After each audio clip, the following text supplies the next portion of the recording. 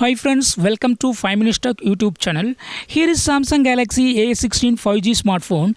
In this video, you will learn how to deactivate or turn off easy mode in your phone Samsung Galaxy A16 5G.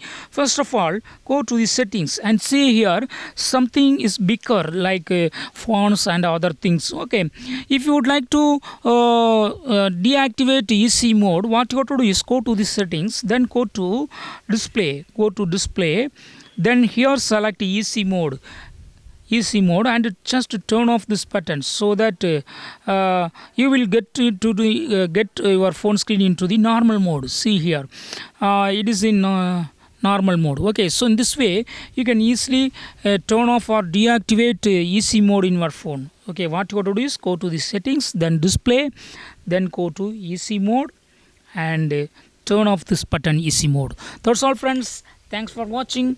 Bye bye.